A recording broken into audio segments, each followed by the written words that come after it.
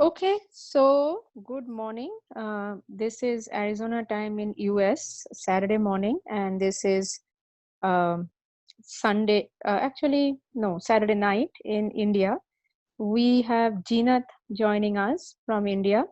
Now, let me start by introducing who I am and who we are and what we are doing today with Jeenath. So, my name is Tanushri Ghosh. I go by Tanu a lot. I am part of an organization called Her Rights. And what we do is we try to work in connecting different segments in which women or men are working towards issues of gender equality. We do that by three ways. One mission that Her Rights has, and you can check us out on our website, which is www.herrights.website, is to partner with several grassroots nonprofits, bring proposals forward to support their effort and also create more connected efforts. The second is what we are doing today, which is bringing through different kind of events and awareness discussions, work that is going on, great work that many people are doing to many parts of the world, which you might not have a window to. And the third is working towards global policies. Her Rights believes that there are many sub-segments or sub-verticals in which there are many women's issues, whether we talk about gender-based violence, and the face of gender-based violence differs based on if you're talking India, Colombia, Africa, or US, lack of resources, discrimination. But overall, this is a singular problem statement of women's empowerment. And through that, we believe by building up numbers of empowered women who are connected to each other, and there is a bigger global cohort, there is a bigger global network, we can actually start building numbers, and that is a connected path towards maybe gender parity someday. So I always start by saying this. uh, Gender equality, or why should women be equal, why should there be not a certain group of population who face violence more than the other and should have all opportunities equally. It is not necessarily a social discussion, it's also an economic discussion. There is a lot of data that shows that gender parity is the only way towards a lot of socio-economic problems in the world, and the top 5 problems including sustainability, conflict, and all of those. But quoting United Nations from 2018, no country in the world has successfully achieved gender parity as of then. It is my privilege to introduce today Jeenath Rehna Islam. Her Rights came across her work. She runs a magazine called Feminism Communication, and I would like to have a conversation with her today to bring to all of you the stories that she features and the great work that she is doing. So welcome, Jeenath. Hi. Just tell us a little bit who you are, why you do what you do, and Yes. what is it Yeah. that you do. Actually, I am Zinatrin Islam, a teacher by profession, and I am living in India. Uh, Actually, a place called Murshidabad. It's in West Bengal, um, and I love to write, and actually, it's now become a passion. And I have a magazine. We have a magazine called Feminism.com. I am the editor of of this mag, and actually we are trying to collect a story of the downtrodden ladies who are living in the different part of the villages, and we meet them physically and ask them to tell their story, and then we collect it and publish it in our magazine. Thank you, Jeenath. That's fantastic. So tell me a little bit, how do you travel to these villages? How do you find this woman? How do you reach them just with the logistics? Actually, when I got the service in a village, a semi-village, the name is Raghunathganj. Then actually I thought I can't continue my service. It's very difficult to go there and changing 2-3 vehicles. And it's very difficult, 60 kilometers Mm. distance from my house. Actually, I decide that I will resign the job. But after going this semi-village, I have found all these ladies. They are suffering. They are in tremendous distress. They are busy workers and fail to collect their daily wages properly. And so many social restrictions imposed on them. And I decide to to publish their story in my magazine. And actually, from that moment, I decide to collect their stories and meet with them personally and collect their daily living stories. And then I got this all and gathered it and then find the right platform and gather all the ladies their different parts of our country and contact with them and told them that if we publish a magazine and then the story of their the ladies who are in distress, we can collect it and publish it in our magazine. I think that, Jeanette, this is very commendable.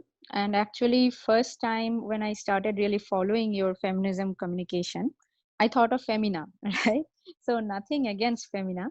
What really amazed me is that India has many different faces. Anywhere, and gender has many different faces depending on where you are a woman.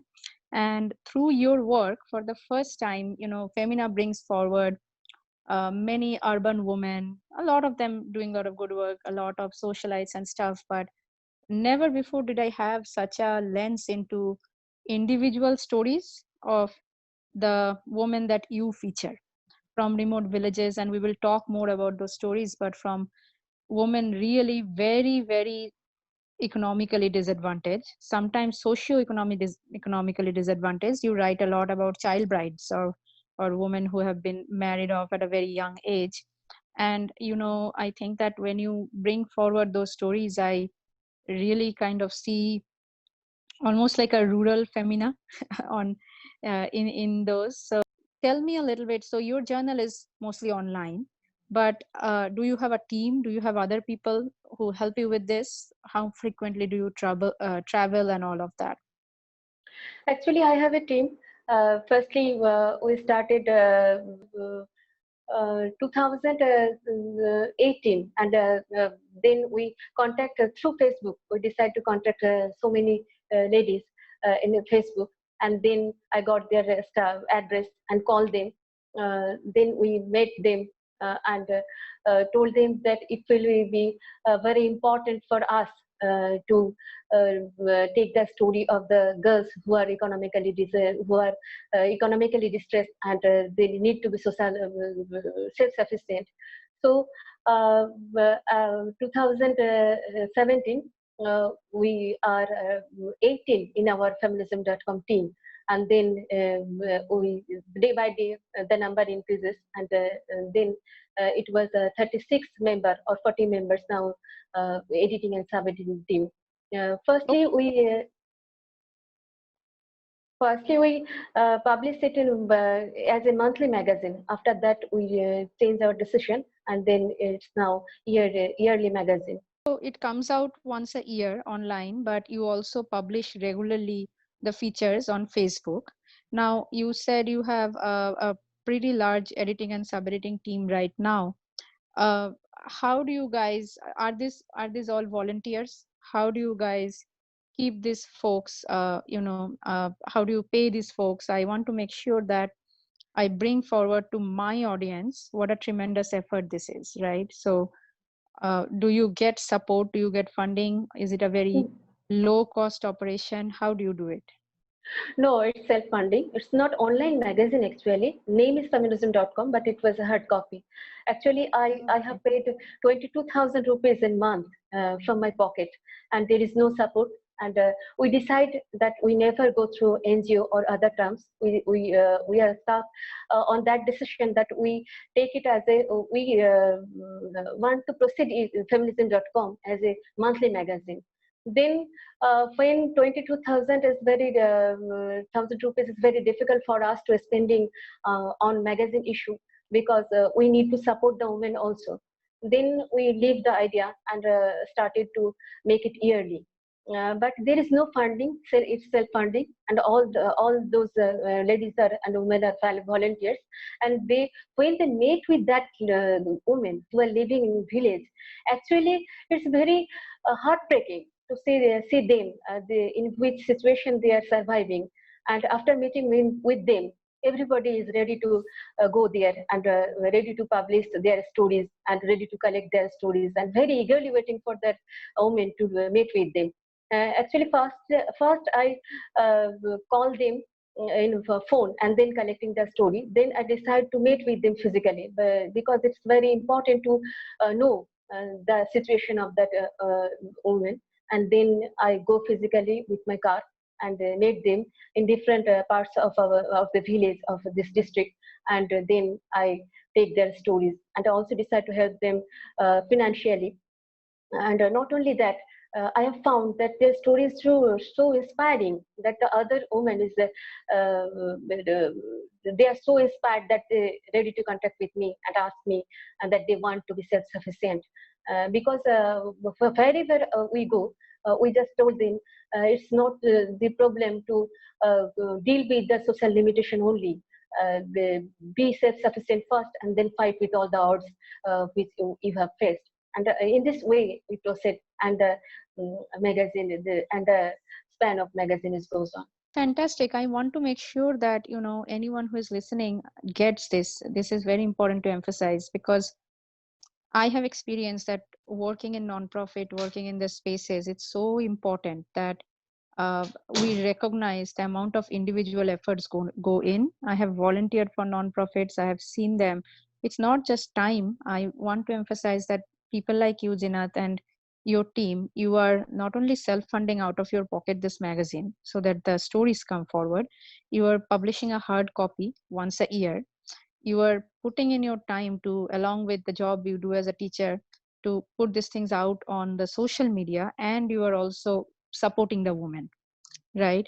Now, there is something very interesting you said. You said that you decided early on that you will not take any support or funding from nonprofits. Now, why was that? I'm curious to understand your Actually, perspective. actually, the problem is that very difficult to say, but I have to say, You can be as honest. You can be as honest and as controversial as you feel you need. Yeah. Actually, so many NGOs are working in Murshidabad. The condition of women are. I have found that the situation has not been changed in this way. When I was in 12 or 13 years old, I have heard Murshidabad is a pichhe poda jela. It's lagging behind, and still Yeah. I have heard this. So I think nothing has been changed drastically. All the NGOs, the people have lost their faith in some NGOs and their work. So I decided to do it independently. And why should I take it in Facebook? Because I have to collect money for them. I individually or our team can't provide all monies to them. So I decide to flash this story in Facebook, and you will be surprised to know that all the 25 women in lockdown, which I have written in my Facebook and also in my blog, they have got, each of them got rupees 2,000 rupees in their account. Because after reading the story, all the honest people who have gone through their story, they decide to support them and ask me the phone number, and I give them, and they call, they rang them, and they collect their account number, and they send their money. I think it was the best effort which I have been done through my life, because through feminism.com, I just inspired the people and told them, please do something. None can help you in your whole life, so do something of your own. I asked them, I give them money for their tailoring shop or their farming or their self-employment ladies. They are suffering from money. I gave my gave money from from my personal account. But after that, I thought, if I use the social media and tell their stories of their struggle, then she must got some financial support. And I do it and click it, and then all the 25 ladies got 2,000 rupees in their account. Not only that, the lady who is making towel, named Mira Mondol, she got 13,000 rupees in her account for her girls' law semester. So I was so happy with. Yes, actually, that is commendable. Fantastic. So, just to repeat what Jinath said, she has been featuring, for those who haven't checked it out yet. you can go onto my profile, you can go on Facebook, and you can find her, you can look her up, you can look the stories up. And I will be tweeting this link also, so you can find the stories that way. But she has been featuring these 25 women. These are women who, and we will come to them in a bit in more detail, who have faced tremendous socioeconomic limitation, and their conditions has been further worsened by lockdown. And let me explain why. Yes, we hear stories of migrant laborers or informal economy or village workers, but I don't connect the dots completely, on why everything getting shut down affects them more than it does us. So, for example, many of them do tailoring work. They get some amount of work commission from shops in the city, or they run malls tailoring centers. They do some handmade goods. When the market shut down and when they have to keep their shops closed, if they're fortunate to have their own or get no orders or anything, they are unable to sustain the rents, and they are unable to sustain the day-to-day earning that they have. I work in US, so I will say that, like I said, all problem statements are very similar across the globe. They just differ in magnitude. This is not very different from what small businesses face in the US when shutdown happens. They have to pay rent, they don't have enough cash reserve to pay their employers, and they still have to keep on paying for their expenses. But what is very different is the amount of cash or the cash reserve or the financial footing these women are dealing with to begin with, much, much less than what we have. So that means that there is no cushion. Even 1 or 2 days of income loss can push these people to the brink of hunger, right? So another thing I would like to mention, Her Rights has also been driving a fundraising for feminism communication. We have raised some money. I'll be very transparent about it. We have raised around $1,000. We are thank you to all who have donated. We are expecting to give a certain percentage of that to Jinath, the woman featured in Jinath's stories. You can go to GoFundMe and look up the fundraiser called Love in the Time of COVID, or you can just Google by my last name, Ghosh, Ghosh, and go search GoFundMe COVID fundraising with my last name. You will find that fundraiser. And if you'd like to donate, if you are in the US or even in India to that fundraiser, please do so. We will very transparently publish. Right now, we are supporting 2 organizations through that fundraiser. One is an organization out of Sundarban called BTS. We have significant populations who have reached out to from there, and we have worked with them for a long time, who have stories very similar to Jinath. And then we are also supporting the women who are featured in the feminism communication. If you want to directly reach out to Jinath, you are in India and you want to donate to her efforts, which when she says that all these 25 women now have 2,000 rupees in their bank account, it means a lot. That amount of cash makes a difference to them, even if it might sound very minimal to some of us. So I think that there is a tremendous effort. Now, Jinath, one quick question, which is not possible to not ask under these scenarios. I know that for Sundarban, with the cyclone that happened, our already worse situation has worsened further. There are effects of the cyclone in addition to the COVID lockdown on the women you are featuring. Actually, Maushumi Bishash, the farmer who have been her field is totally devastated by this cyclone, and she suffered a great loss. And I also put these features in my Facebook account. She is actually one of the most educated farmer in our district, Murshidabad. Actually, she completed her first year examination also. MA first year examination, and then her father died, and she was forced to come back in Murshidabad and started plowing in her land. And she is now facing this cyclone. After recovering from this lockdown, trying to recover the loss of lockdown, and now she is facing the cyclone. Oh. Jinath, actually, maybe now is the perfect time. What I wanted to do is I wanted to ask you really about, as I go through the stories on your Facebook account, all of them are so inspiring. There are stories of women who have been married off and at a very young age, put themselves on feet by pulling them up and their children up by bootstraps, and then had a hit in terms of a family death or a natural calamity, and something was taken away again, right?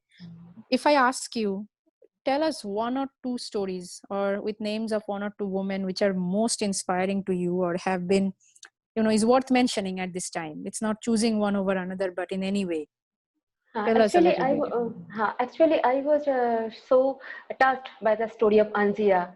She's the first girl. She was the first girl of this school, of her school, and at sixth standard, she got married. And after that, she can't live with this house, with her family, and with her loss. Actually, she missed her school, and then she decided to restart her studies.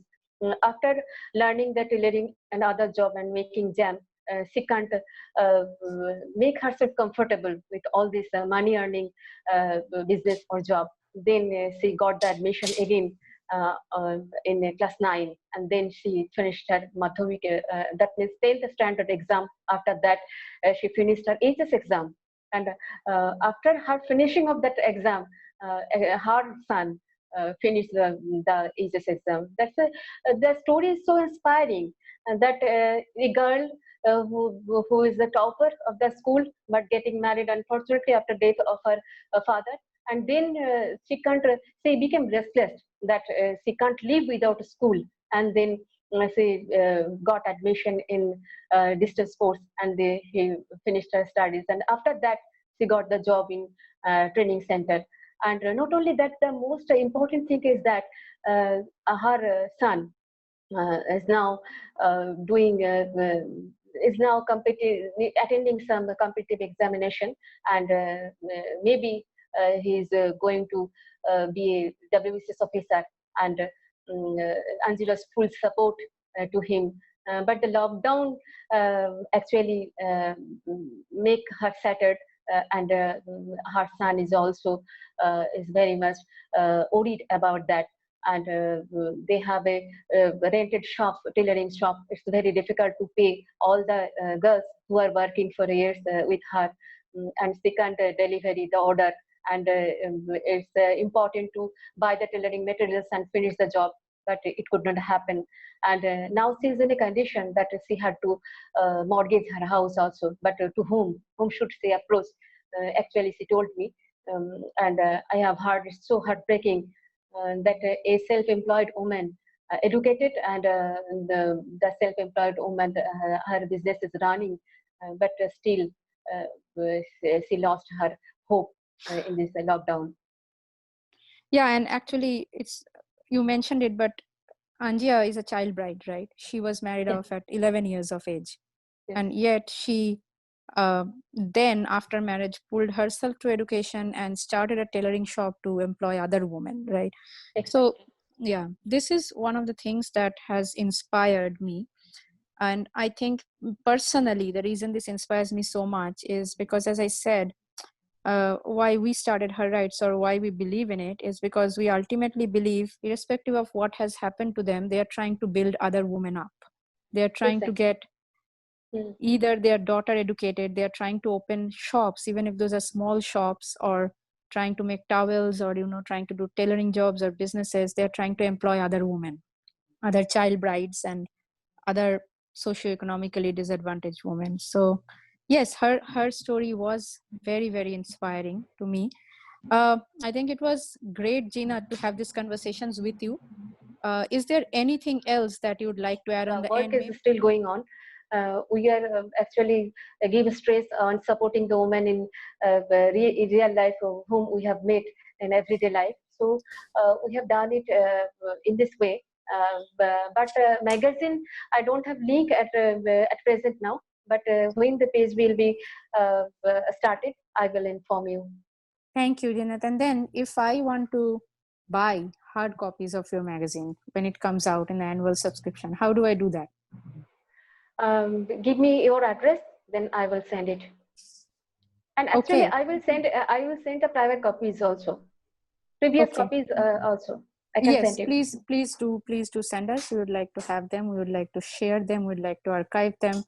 And Okay. Gina, it's a privilege to have a chance to talk to you. And thank you to everyone who has listened to this. Request in whatever way you can. You don't necessarily always have to fund money. If you can, obviously that's the most immediate help.